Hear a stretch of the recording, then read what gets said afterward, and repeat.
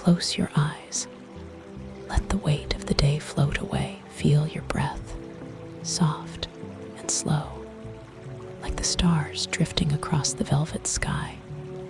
You're safe now, you're floating, you're free tonight. We imagine a world beyond our own, but not through suits or machines or oxygen tanks. Tonight, your lungs expand in space, and the stars are not silent. What if you could breathe in space? Let go. Let yourself drift. Let the vacuum become a cradle instead of a void. And let your mind wander across the galaxies. Chapter 1. The first breath, the boy stood at the edge of the platform, toes curled over the silver metal, staring into the deep of space. No helmet, no suit, no fear. His name was Ali, and on his 8th birthday, he took his first step into the stars. He didn't gasp, he didn't freeze, he simply breathed. Cool air filled his chest, crisp and pure like the air before a snowfall. And then he laughed. A real, loud, boyish laugh, and it echoed through space. That was the world now. A universe where lungs could fill in the void, where hearts beat in the stars, where humanity no longer needed a shell. It didn't happen through magic or machines. It just became true one morning. Everyone awoke with the ability to breathe where before they could only float and fade. And everything changed. Milky Way Chapter 2. The Skywalkers soon. Cities were built not on planets, but between them. Long ribbons of walkways stretched through the cosmos. Domes of light shimmered around public gardens hanging in zero gravity. Children played tag in meteor trails, and when people got tired, they didn't go inside. They just laid back in the stars and breathed. Space tourism became space wandering. There were no ships, only backpacks of snacks and small solar radios. People went for nightly walks along Saturn's rings. They sat in silence on the backs of asteroids. They watched solar flares like fireworks, without burning, without shielding, without fear. And slowly, humanity began to feel native to the stars. No longer visitors, no longer afraid at home. Shooting Star Chapter 3. The music of space, it turned out space, had a sound, not a loud one, but a texture, with ears unshielded and breath steady. Humans began to hear the stars. Some said it was music, a slow hum, low and pulsing, as if galaxies were breathing too. Others called it whispers, ancient and soft, like lullabies from beyond time. Poets wrote symphonies of what they heard near Jupiter. Painters painted the way Saturn felt. And dancers moved as if orbit itself was rhythm. People once thought space was silent, but it was only waiting for someone to listen. Globe showing America's Chapter 4, Earth, looking up back on Earth. Everything changed too. Skylines shifted to launch pads. Mountaintops became stargazing balconies. And children stopped saying, "I want to be an astronaut." Instead, they said, "I'll meet you on the moon after school. Let's have our birthday in the Orion clouds.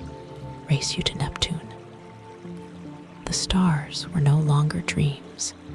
They were destinations. But more than that, they were breathing grounds, sacred spaces to exhale and expand, to feel weightless and infinite, last quarter moon phase, Chapter 5. The moon gardens once barren and gray. The moon now shimmered with soft light and color. People didn't just walk on the surface anymore. They planted. Lavender grew in long spirals around craters. Blue moss crept across quiet valleys. Glowing vines wound around the ruins of old rovers, breathing slowly in the lunar light.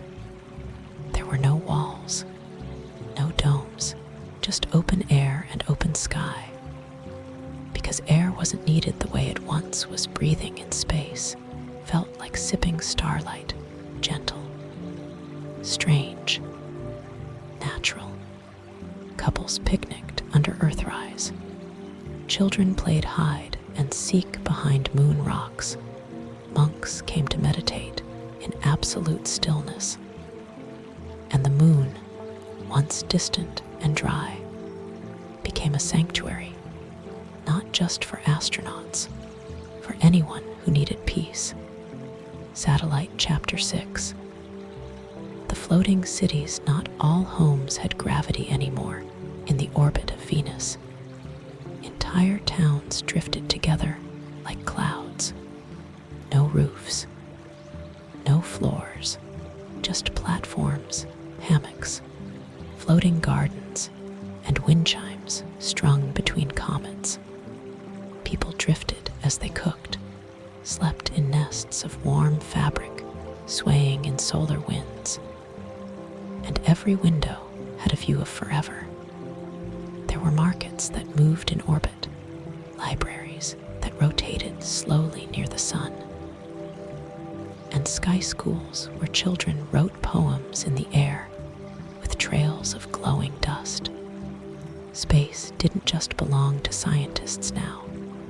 It belonged to dreamers, to dancers, to those who wanted a little more sky in their lives. Chapter 7. Reflections in the void space had always been a mirror, but now, with lungs full of starlight, people saw themselves more clearly. Some floated in solitude between planets, listening to their own thoughts for the first time. Others gathered in quiet clusters, sharing stories in orbit like campfire tales.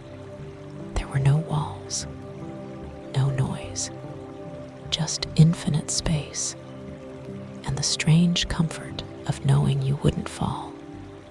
You could float for days without needing food, just breathe and think and feel.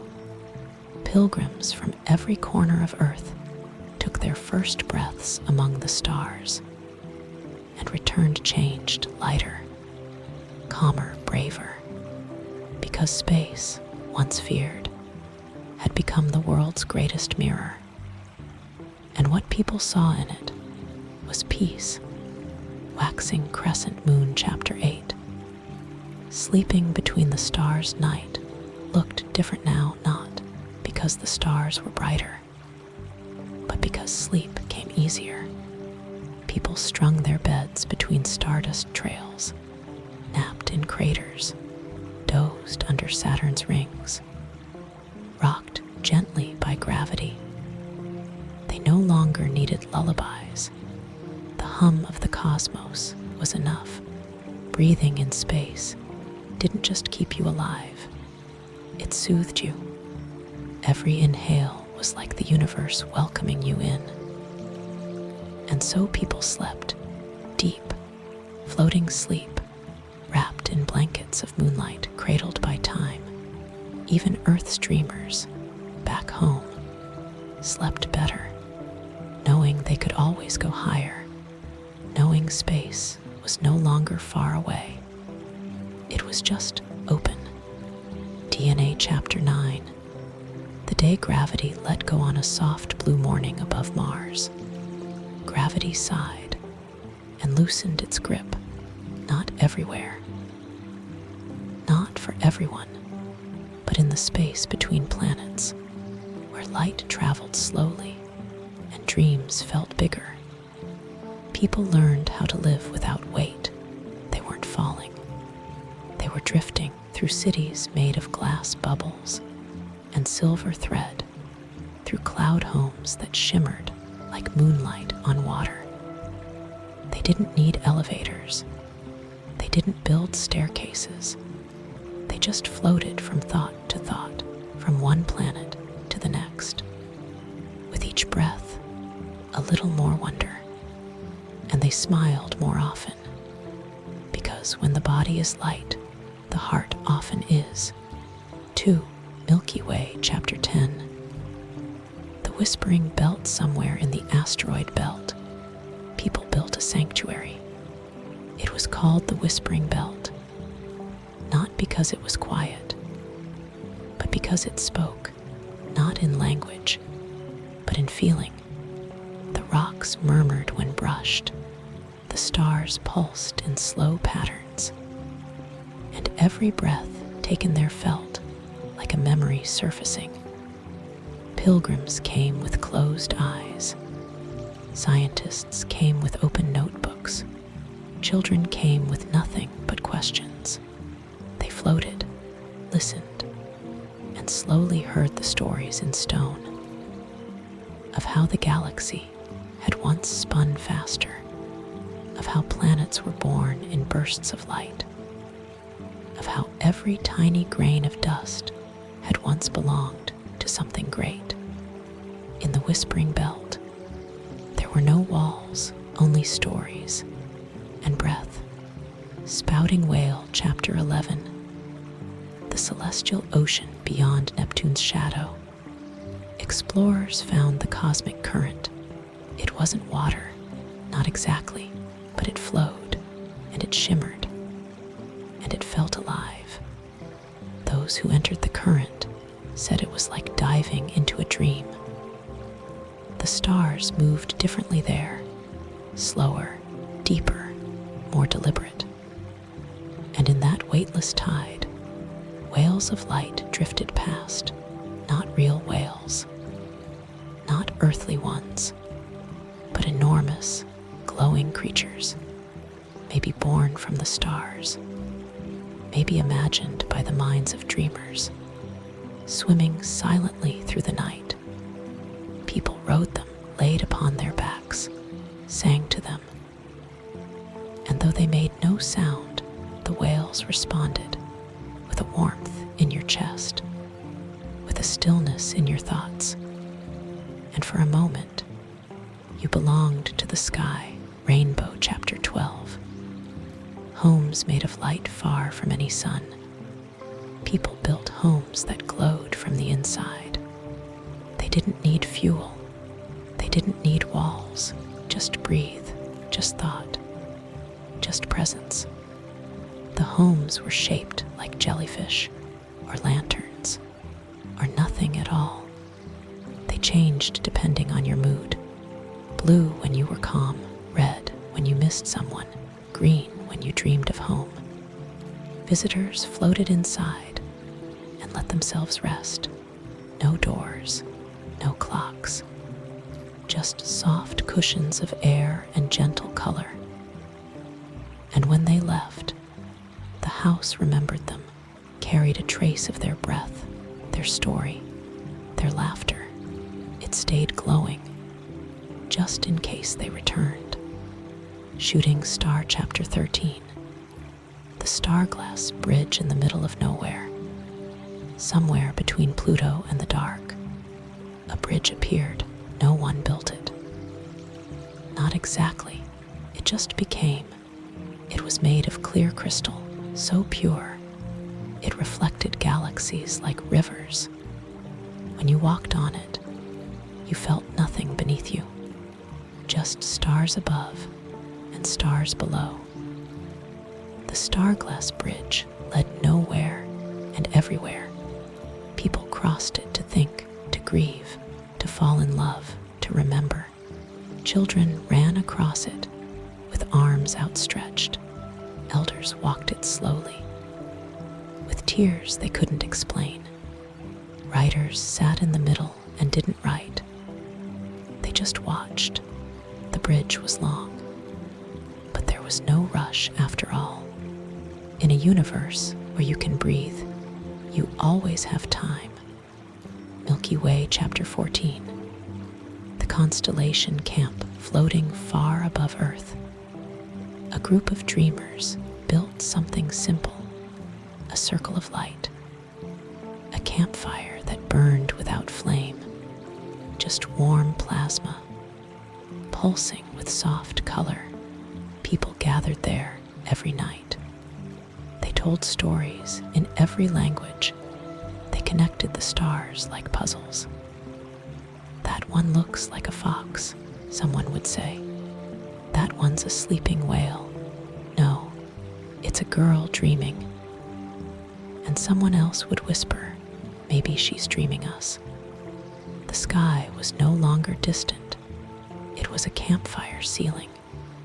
And in its glow, strangers became family, not because of where they were, but because of what they shared: breath, stillness, and wonder. New Moon, Chapter 15. The shadow side. Not all of space is light. There are places so dark, even stars hesitate. Places where nothing shines, where silence holds its breath. And still, people went. They floated gently into the dark, hands out, eyes open. And what they found wasn't fear, but peace. In the deepest shadow, colors whispered. Not bright ones, but deep velvet reds, sleeping violets, ancient blues. There were shapes, slow-moving and huge, that only appeared when you closed your eyes. And in those places, people learned light is beautiful, but dark is necessary. You cannot know one without the other. And even in the silence of a shadow, you can breathe. Cyclone, Chapter 16. The spiral way. A path began forming in the outer galaxies, not made of stone or metal, but of gravity and intention. It spiraled slowly through nebulae and cloud fields, leading nowhere anyone could see. And yet, people followed it. Some called it the spiral way. Others just called it homeward. Along the path, you didn't move with your body. You drifted with your thoughts, with your wishes. Some said the spiral way led to a place where every lost thing waited. Others said it circled forever. But no one felt afraid there, not once. Because on the spiral way, you never ran out of breath. You never ran out of stars. You never ran out of time. Full Moon, Chapter 17. The reunion above Earth one night, high above the turning planet. A family gathered, not in a house, not on a ship, but floating together in orbit. No walls, no floor, just stars below and moonlight on their skin. They had once been scattered, one on Mars, one in the belt, one still on Earth. But they met here in open space, held by breath and love and the stillness of the cosmos.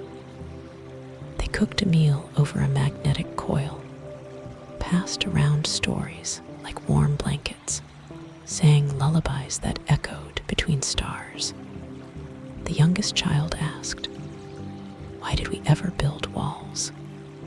No one answered. They just held hands and breathed. Shooting Star, Chapter 18. The archive of air in the orbit of a forgotten moon. Someone built a library, not of books, not of stone, but of breaths. Every visitor left one breath behind, captured in a sphere of soft light. Each breath held a memory, a wish, a moment in time. You could walk among the shelves and listen. A baby's first laugh in Saturn's shade, a whisper of love spoken under a Martian eclipse, a breath of grief released into the void. then softened. The archive never filled because breath, like stories, has no end. It waits and listens and holds the universe's quietest truths. Milky Way, Chapter 19. The last star watch, there came a night when the stars shimmered more than usual. No one knew why. No one needed to. People across the galaxies floated to their windows, their clouds, their hammocks, and watched. The stars danced. The colors deepened. And the air, if you could call it that, tasted like memory. People cried softly, not from sadness, but from awe. A quiet thought passed from breath to breathe. We were meant to see this. And for the first time in forever, no one spoke. The universe was the storyteller, and every soul just listened. Crescent Moon, Chapter 20. The breath beyond in the end. Space didn't conquer us, and we didn't conquer it. We joined it, not with rockets, not with flags, but with lungs full of stars and hearts open to the infinite. Breathing in space taught us how to be still, how to dream with our eyes open, how to live without needing walls to feel safe. Now, when someone is born, they are held under the stars, not to be introduced to the world, but to remember it, because now we belong to the stars. And when you sleep tonight, you might feel it too, the quiet pull of the galaxies, the soft hum of space in your breath, the gentle truth that you were always made of stardust. So now breathe in and float and sleep.